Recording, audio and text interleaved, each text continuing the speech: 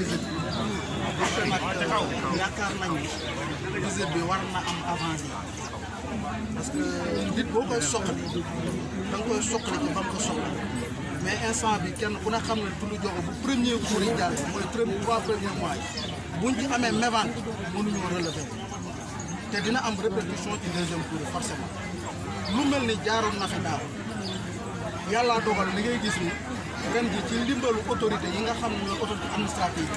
marché yi ñu am ci benn tolérance ba ñu continuer di jaay loolu moo waral peut-être lamb te na mu war a amee dëgg-dëgg sax am mais li ñuy wax te di ko wax mooy madame la ministre Tullou Diogo je pense bien que visite agriculteur visite ministre de l'agriculture visite ministre du commerce war na fi di bari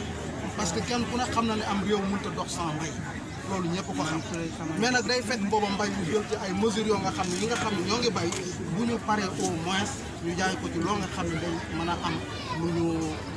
capital bu leen mën a permettre ñu rester dans le pays parce que kenn ku ne xam ne fii c'est une zone boo nga xam ne à fort départ donc vers l'immigration clandestine lan moo ko andi mooy baykat bi peut-être nañ leen war a toppatoo man yaakaar naa ne filière yi nga xam ne nekk nañ te suñu grand gars ñi jiite ko yaakaar naa ne loolu mooy premier problème benn war nañ ko renouveler parce que baykat dañoo bëgg a gis seen bopp ci filière yooyu noonu teg fi ñoo nga xam ne ñoom mooy les pistes de production lu mel ne ak si Diogo Dieng Diop doon na aider baykat yi ñu jënd seen production bu baax a baax banaan bi mooy il faut organiser baykat yi en coopérative ay coopérative yoo nga xam ne bu ñu jëndee bu ñu ñorale ñu mën ko di jënd baykat bi mën a am dara te fii ñu toll nii am na loo leen man li ngeen man mooy état kenn ku ne dégg na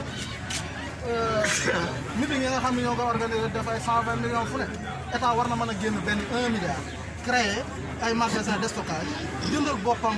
carotte yii di ko génne ndànk-ndànk ci marché mu jar prix loolu moo mën a dimbali baykat